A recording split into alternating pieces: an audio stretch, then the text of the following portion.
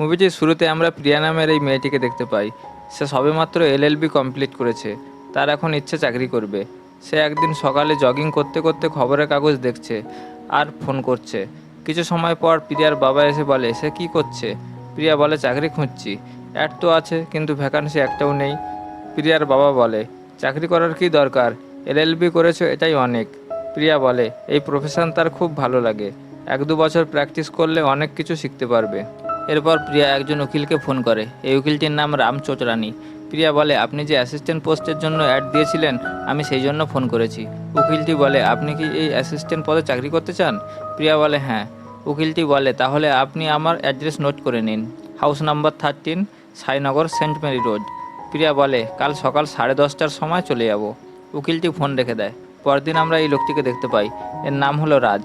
রাজ যখন দাড়ি সেভ করছিল তখন তার বন্ধু রাকেশ ফোন করে।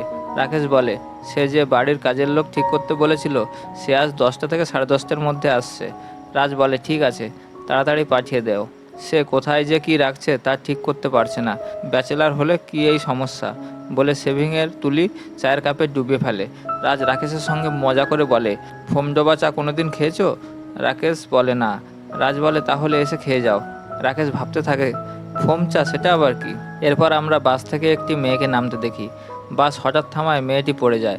সে খুব রেগে যায়। বাস ড্রাইভারকে উদ্দেশ্য করে গালাগালি দিতে দিতে রাস্তা পার হতে থাকে। সে একটা জায়গায় এসে কোন দিকে যাবে বুঝতে পারে না। সে রাকেশকে ফোন করে বলে, সে কোন দিকে যাবে বুঝতে পারছে না। রাকেশ বলে, তাকে তো অ্যাড্রেস বলেছিল, সে লেখেনি কেন? মেয়েটি বলে, আমি মনে করেছি মনে থাকবে তাই লিখিনি। এখন কিভাবে যাব তাই বলো। রাকেশ বলে, ওখানে একটি সাই বাবার মন্দির আছে। মেয়েটি বলে, সে তো পিছনে। রাকেশ বলে, ওখান থেকে বাঁ দিকের গলিতে যাও, তারপর?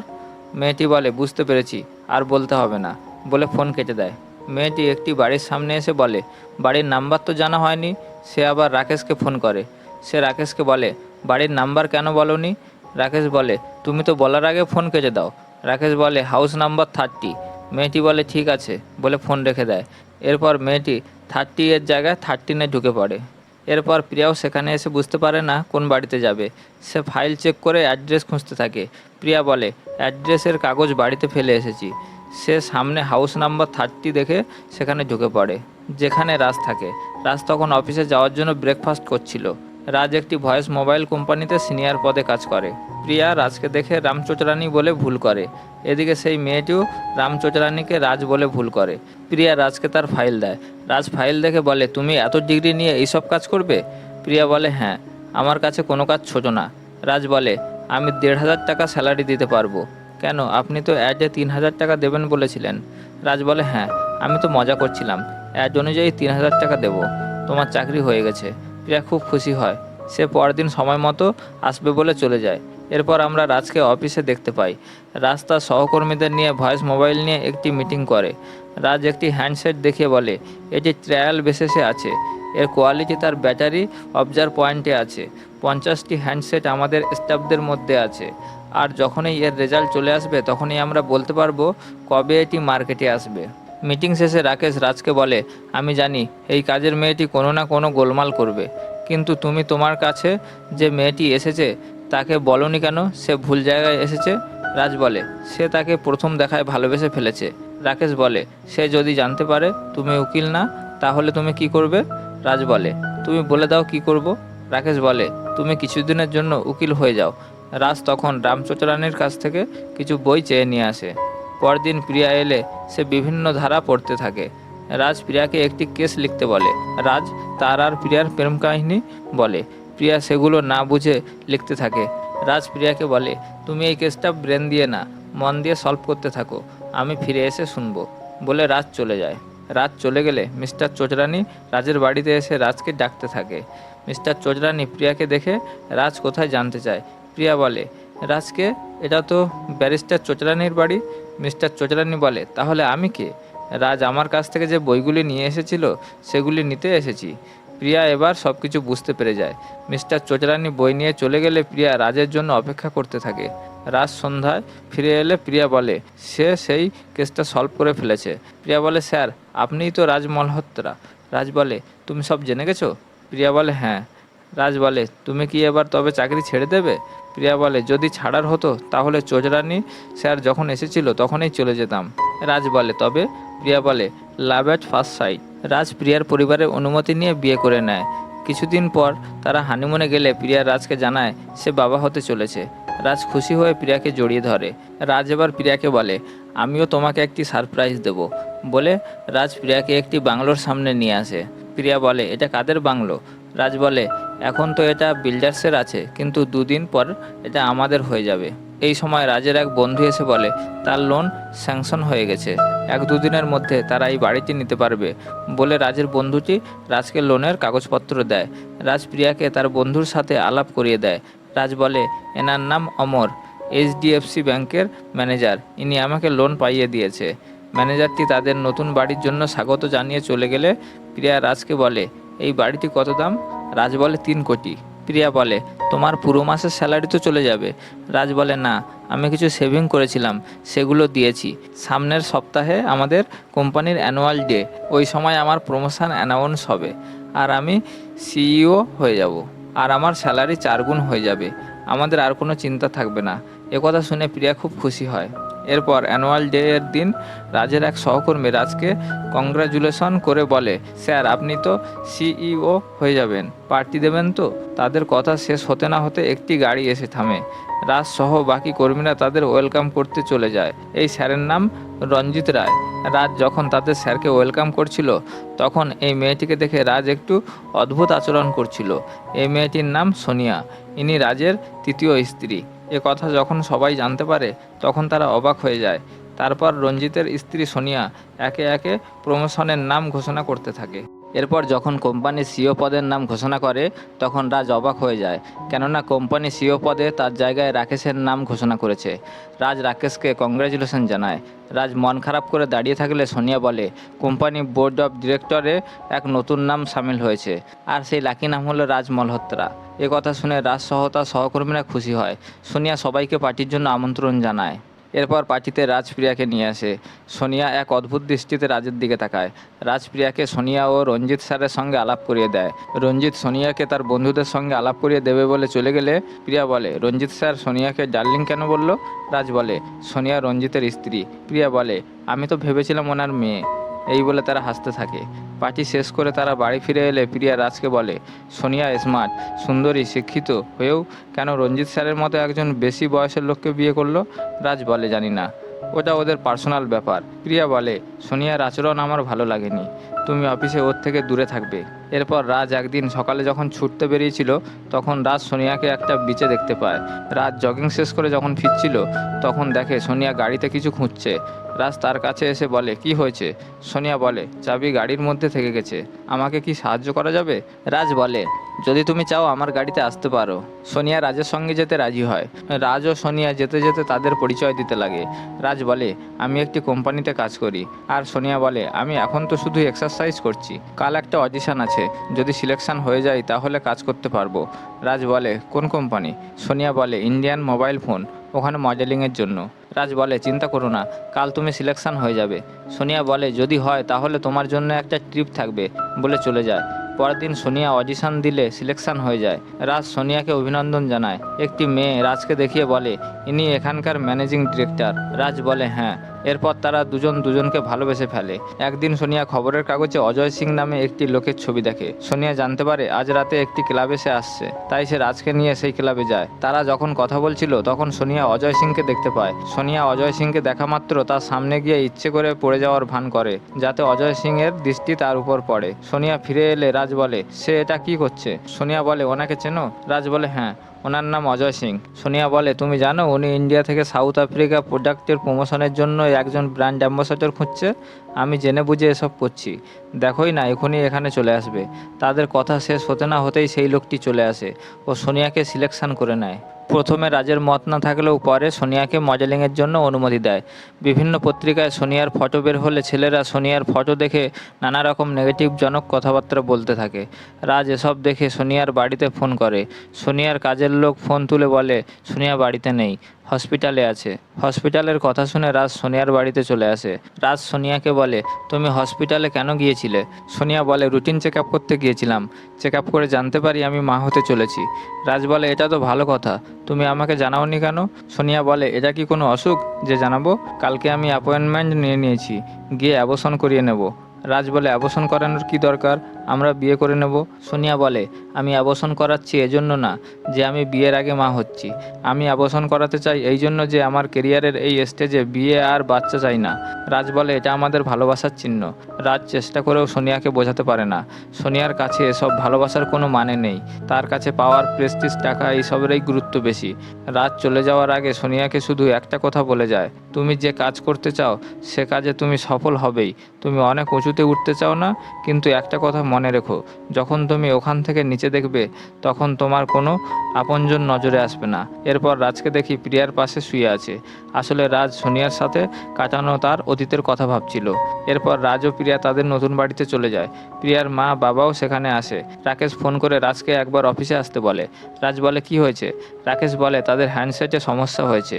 রাজ প্রিয়াকে বলে, এখনই অফিস যেতে হবে। প্রিয়া বলে, তাড়াতাড়ি চলে এসো, রাত্রে পার্টি আছে। রাকেশ বলে, আমরা অবজারভেশনের জন্য যে 50টি হ্যান্ডসেট অফিস স্টাফদের মধ্যে দিয়েছিলাম, তারা বলছে কোনো নাম্বারে ফোন করলে সেই ফোনে সেভ থাকা অন্য এক নাম্বার ও একা একই ডায়াল হয়ে যাচ্ছে। রাজ রাকেশকে বলে, হ্যান্ডসেটের ফল্ট না জানা পর্যন্ত প্রোডাকশন বন্ধ করে দিতে হবে। রাকেশ বলে, তার আগে সোনিয়ার সাথে পরামর্শ করে নিলে ভালো হয়। রাজ বলে, ঠিক আছে। অফিসের একজন স্টাফ রাজকে ফোন করে বলে, ম্যাডাম কাল মিটিংয়ের জন্য বাইরে যাচ্ছে, আজ সন্ধ্যায় তাকে দেখা করতে বলছে। রাজ সন্ধ্যায় সোনিয়ার বাড়ি গেলে একজন কাজের মেয়ে দরজা খুলে দেয়। সে রাজকে বসতে বলে চলে যায়। রাজ জিজ্ঞাসা করে, কোনো কি পার্টিতে যাচ্ছেন ম্যাডাম? সোনিয়া বলে, কত বছর পর আমরা আবার দেখা করছি, এটা কি কোনো পার্টির থেকে কম নাকি? তারা যখন কথা বলছিল তখন কাজের মেয়েটি খাবার দিতে এলে সোনিয়া তাকে চলে যেতে বলে। রাজ সোনিয়াকে তাদের ভয়েস মোবাইলের যে সমস্যা হচ্ছে সেটা বলতে থাকে, আর সোনিয়া সেসব কথা বিশেষ গুরুত্ব না দিয়ে রাজকে নিজের প্রতি আকর্ষণ করতে চায়। রাজ সোনিয়ার উদ্দেশ্য বুঝতে পেরে সোনিয়াকে বসতে বলে উঠে যায়। রাজ রাকেশকে ফোন করতে গেলে সোনিয়া পিছন থেকে এসে জড়িয়ে ধরলে রাজের হাত থেকে ফোনটি নিচে পড়ে যায়। সোনিয়া রাজের সঙ্গে ঘনিষ্ঠ হতে শুরু করলে রাজ সামনে একটি কাঁচের মধ্যে নিজের গলার চেনে একটি লকেট দেখতে পায়, যেখানে প্রিয়ার ছবি ছিল। রাজ নিজেকে সামলে সোনিয়ার থেকে নিজেকে ছাড়িয়ে চলে যায়। রাজ বাড়ি ফিরে দেখে পার্টিতে অনেক লোকজন এসেছে। প্রিয়া তাকে বলে, তুমি এত সময় কোথায় ছিলে, আর তোমার ফোন কেন সুইচ অফ ছিল? রাজ বলে, না তো। রাজ পকেট থেকে ফোন বের করে বলে, চার্জ নেই। রাজ প্রিয়াকে বলে, তুমি যাও, আমি ফ্রেশ হয়ে আসছি। পার্টি শেষ হলে রাজ তার পোশাক চেঞ্জ করতে আয়নার সামনে আসলে বুকে একটি দাগ দেখতে পায়, যেটা সোনিয়ার দ্বারা হয়েছে। রাজ তাড়াতাড়ি তার জামা খুলে একটি টি শার্ট পরে নেয়, আর সেই সময় প্রিয়াও পিছন থেকে রাজকে জড়িয়ে ধরে। পরদিন রাজ অফিসে গেলে মেয়েটি রাজকে জানায়, রঞ্জিত স্যার অনেক সময় ধরে তার জন্য অপেক্ষা করছে। রাজ মেয়েটিকে তার সুটকেস ভিতরে রেখে দিতে বলে চেয়ারম্যানের রুমে চলে যায়। রঞ্জিত স্যার রাজকে দেখা মাত্র রিজাইন লেটার ধরিয়ে দেয়। রাজ বলে, কেন আমি রিজাইন দেবো কেন? আমার অপরাধ কি? রঞ্জিত বলে, তোমার সাহস হয় কি করে আমার স্ত্রীর সম্মানহানি করার? রাজ বলে, স্যার আমি কিছু করিনি, এসব মিথ্যে। রঞ্জিত রাজের কোনো কথা শোনে না। তাড়াতাড়ি এই রেজিগনেশন লেটারে সই করো আর এখান থেকে চলে যাও। রাজ বাড়িতে এসে শুয়ে ভাবতে থাকে। ব্যাংক ম্যানেজার এসে বলছে, এক সপ্তাহের মধ্যে যদি অন্য কোনো গ্যারান্টি না দেয় তবে ব্যাংক তোমার বাড়ি সিজ করে দেবে। আর প্রিয়া বলে, তুমি ছেলে বলে যা ইচ্ছে তাই করবে আর আমি ক্ষমা করে দেব? আমি ডিভোর্স চাই। মিস্টার চোচরানি রাজকে বলে, সেক্সুয়াল এক্সপ্লয়টেশন কোনো বড় ব্যাপার নয়। এখন বড় বড় কোম্পানি অফিসের ছেলেরা মেয়েদের সঙ্গে এইসব জঘন্য কাজ করছে, কিন্তু তোমার কেসটা অন্যরকম। এখানে তোমাকে একজন মেয়ে সেক্সুয়াল এক্সপ্লয়েট করার চেষ্টা করছে। আমাদের সমাজের একটা মাইন্ডসেট আছে যে এসব কাজ শুধুমাত্র ছেলেরাই করতে পারে। রাজ তখন বলে, আমি কিভাবে ন্যায় পাবো? রাম বলে, তুমি যদি চাও তবে সেক্সুয়াল হ্যারাসমেন্টের কেস করতে পারো, কিন্তু জেতার চান্স কম। হারার পর কি সাইড এফেক্ট হতে পারে তা বলে দিচ্ছি। মিডিয়া এইসব মশলাদার কেস পেলে তোমার ছবি বড় করে ছাপাবে, নারী সমিতির মহিলারা তোমার পিছনে পড়ে যাবে, আর সবচেয়ে বড় কথা, এত বড় কোম্পানি সহজে এই কেস মেনে নেবে না। তোমার উপর তারা রেপ কেস দিয়ে তোমাকে 7 বছরের জন্য জেলে পাঠিয়ে দেবে। রাম বলে, তোমার বন্ধু হিসাবে তোমাকে একটা উপদেশ দিচ্ছি, তুমি ইস্তফা দিয়ে দাও আর প্রিয়াকে কিছু একটা বাহানা বানিয়ে দূরে কোথাও নিয়ে চলে যাও। রাজ হতাশ হয়ে বাড়ি ফিরে একটা সোফায় বসে পড়ে। প্রিয়া এসে বলে, রাজ তুমি চাকরি ছেড়ে দিচ্ছ কেন? তোমার পকেট থেকে এই রেজিগনেশন চিঠিটা পেলাম। রাজ প্রিয়াকে তার আর সোনিয়ার মধ্যে যা হয়েছিল তা খুলে বলে। প্রিয়া বলে, এত কিছু হয়েছে তুমি আমাকে জানাওনি কেন? রাজ বলে, এখনই আমি রাম চোচরানির কাছ থেকে আসছি। সে আমাকে চাকরি ছেড়ে দিয়ে দূরে চলে যাওয়ার উপদেশ দিয়েছে, আর আমার সবচেয়ে কাছের বন্ধু রাকেশ, সেও আমাকে অবিশ্বাস করছে। যে কথা শুনে কেউ আমাকে বিশ্বাস করছে না, সে কথা তুমি কি করে বিশ্বাস করবে? তাই আমি বলিনি। প্রিয়া বলে, তুমি একবার বললে আমি বিশ্বাস করে নিতাম। তুমি চাকরিটা ছাড়বে না। তুমি চাকরি ছেড়ে দিলে সবাই এই মিথ্যেটা সত্যি বলে ভেবে নেবে। আমরা এই কেসটা লড়বো। রাজ বলে, প্রিয়া তুমি আমার পাশে আছো যখন, হারি আর জিতি কিছুতেই যায় আসে না। আমি এবার এই কেসটা লড়বো। রাজ মিস্টার চোচরানিকে ফোন করে বলে, এই কেসটা আমি লড়বো। মিস্টার চোচরানি বলে, আর একবার ভেবে দেখো। রাজ বলে, আমি ভেবে দেখেছি, আর আমার এই সিদ্ধান্তে আমার স্ত্রী পাশে আছে। মিস্টার চোচরানি বলে, ঠিক আছে, আমি নোটিশ পাঠাচ্ছি। আর মনে রেখো, তুমি প্রতিদিনের মতো অফিসে যাবে, কাজ করবে। ওরা যেন তোমার রেজিগনেশন দেওয়ার জন্য কোনো বাহানা না পায়। পরদিন রাজ অফিসে গেলে সবাই রাজের দিকে অবাক হয়ে তাকায়। রাজ তাদেরকে উপেক্ষা করে তার কেবিনে চলে যায়। এই সময় রঞ্জিত আসলে রাজ শান্তভাবে তাকে গুড মর্নিং জানায়। রঞ্জিত বলে, আমার রাতের ঘুম কেড়ে নিয়ে এখন গুড মর্নিং জানাচ্ছ?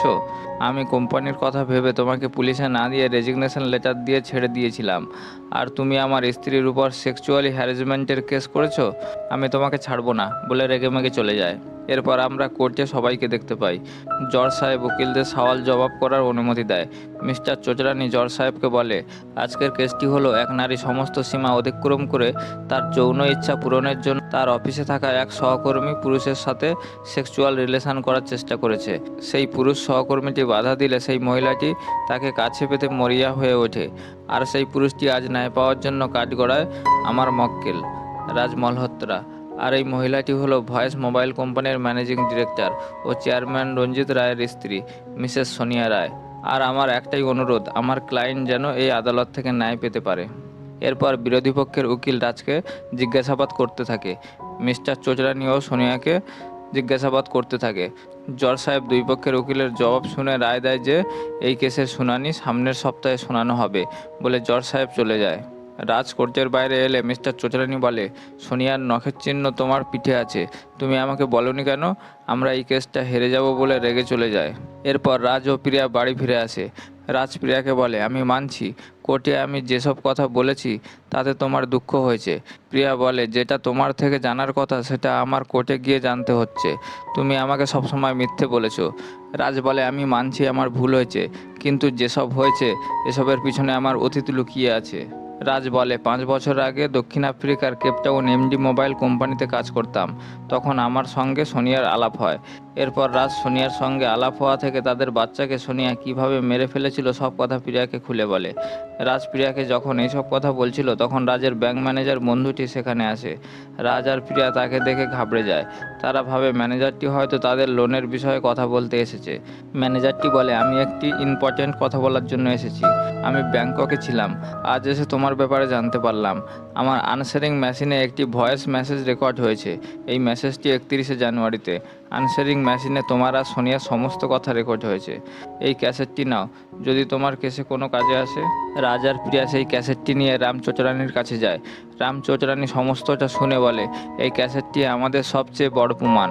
এবার আমরা কেস জিতে যাব, তুমি কোনো চিন্তা করো না। ফরেনসিক ল্যাবরেটরিতে কিছু ফর্মালিটি আছে, সেগুলি পূরণ করে আমি কাল কোর্টে তোমাদের সঙ্গে দেখা করব। পরদিন রামচোচরানি ফরেনসিক ল্যাবরেটরি থেকে বের হয়ে রাজকে ফোন করে বলে, এই ক্যাসেটের সমস্ত কথা জেনুইন, এখানে কোনো কাট করা হয়নি। এটা আমরা কোর্টে পেশ করলে আমরা কেস জিতে যাব। বলে যখন রাস্তা পার হচ্ছিল তখন একটা গাড়ি এসে তাকে ধাক্কা মারে।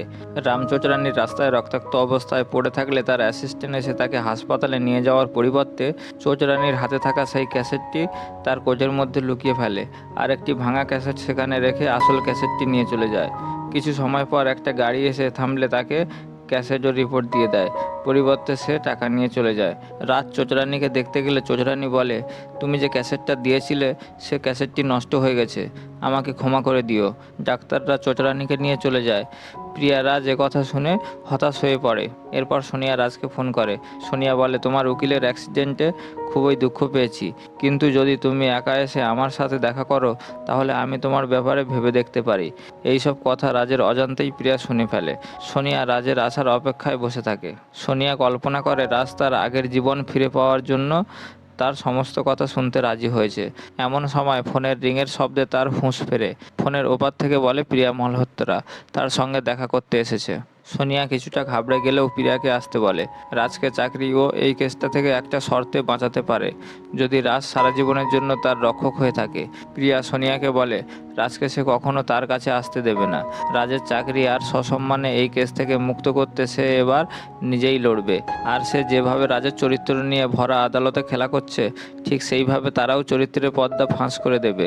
প্রিয়া সোনিয়াকে চ্যালেঞ্জ ছুড়ে দিয়ে চলে যায়। প্রিয়া রাজের হয়ে লড়ার জন্য দিনের পর দিন, রাতের পর রাত সমস্ত তথ্য প্রমাণ জোগাড় করতে থাকে। সে রাজের কাছ থেকে জেনে কেপটাউনের সেই নার্সিংহোম থেকে সোনিয়ার অ্যাবর্শনের রিপোর্ট নিয়ে আসে। প্রিয়া কাজ করতে করতে রাজকে বলে সেদিন সে ব্যাংক ম্যানেজারকে কেন ফোন করেছিল। রাজ বলে আমাদের বাড়ির পার্টির জন্য নিমন্ত্রণ করার ছিল, সেই জন্য মনে হয়। আমি তো জানতাম সে ব্যাংককে আছে। আমি তো রাকেশকে ফোন করেছিলাম।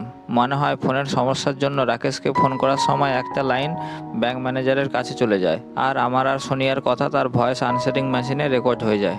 এরপর আদালতের কার্যকলাপ শুরু হলে প্রিয়া জজ সাহেবকে বলে রাজ মালহোত্রার উকিল রামচন্দ্রানীর অ্যাক্সিডেন্ট হয়েছে, তাই কেসটির দায়িত্ব আমি নিয়েছি।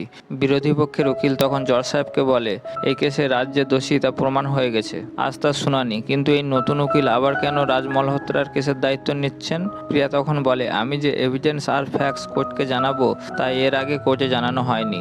জজ সাহেব বলে দুই পক্ষের সমস্ত কথা শুনে আজকে আমি আমার রায় জানাবো। জজ সাহেব প্রিয়াকে জিজ্ঞাসাবাদ করার অনুমতি দেয়। প্রিয়া প্রথমে সোনিয়ার স্বামী রঞ্জিত রায়কে কাঠগড়ায় ডাকে। প্রিয়া তাকে জিজ্ঞাসাবাদ করে জানতে পারে সোনিয়া তার তৃতীয় স্ত্রী। তার প্রথম স্ত্রী তার সাথে স্যাটিসফাইড ছিল না, আর দ্বিতীয় স্ত্রী অন্য পুরুষের সঙ্গে সম্পর্ক থাকার কারণে চলে গিয়েছিল। প্রিয়া রঞ্জিতকে বলে সোনিয়ার সঙ্গে বিয়ে হয়ে 2 বছর তো হয়ে গিয়েছে, তারা এখনও কোনো সন্তান নেয়নি কেন? তখন বিরোধী পক্ষের উকিল প্রিয়াকে থামিয়ে বলে এখানের কেসটি সোনিয়ার উপর হওয়া রেপ অ্যাটেম্প নিয়ে হচ্ছে, নাকি বাচ্চা কেন নিচ্ছে না এইসব নিয়ে হচ্ছে। জজ তাকে থামিয়ে দিয়ে প্রিয়াকে বলতে বলে। প্রিয়া জজ সাহেবকে বলে সোনিয়া টাকা পাওয়ার ক্ষমতা এই সব তো পেয়েছে, কিন্তু সোনিয়া রঞ্জিতের কাছ থেকে সেই ভালোবাসা পায়নি যেটা একজন স্ত্রী তার স্বামীর কাছ থেকে আশা করে। প্রিয়া রঞ্জিতকে যেতে বলে আর সোনিয়াকে আসতে বলে। প্রিয়া তাকে বলে রাজের সঙ্গে তার প্রথম কথায় দেখা হয়েছিল। সোনিয়া বলে এ কথা তো আদালতকে আমি আগেই জানিয়ে দিয়েছি।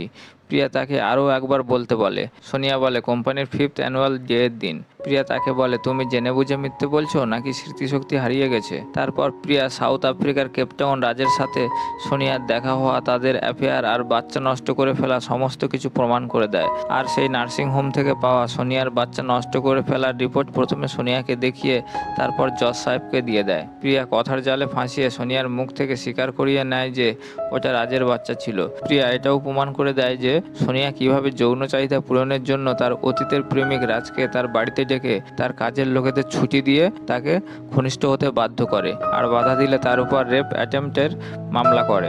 বিরোধী পক্ষের উকিল প্রিয়াকে বলে তোমার যদি তোমার ক্লায়েন্টের প্রতি এত বিশ্বাস, তোমার ক্লায়েন্ট যে সম্পূর্ণ নির্দোষ তা প্রমাণ দাও। প্রিয়া তখন রাকেশ শর্মাকে কাঠগড়ায় ডাকে। প্রিয়া তাকে বলে রাজের ফোনে এমন কি সমস্যা ছিল যে বন্ধ করার জন্য রাজকে সোনিয়ার বাড়িতে যেতে হয়েছিল। রাকেশ বলে এটা একদম অন্যরকম সমস্যা। যদি এই ফোন থেকে কাউকে ফোন করা হয় তাহলে সেই ফোনে সেভ থাকা কোনো একটি নাম্বারে একইভাবে কল হয়ে যায়, মানে এক ফোন থেকে দুটো জায়গায় ফোন চলে যায়। প্রিয়া বলে ফোনটি তোমার কাছে আছে? রাকেশ বলে না, ফোনটিতে যখনই সমস্যা ধরা পড়েছে তখনই আমরা রিসার্চ ডেভেলপমেন্ট অফিসে দিয়ে দিয়েছি। প্রিয়া বলে যদি ওই দিন তোমার ফোনে কেউ ফোন করে তোমার ভয়েস মেলে কি চলে যাবে?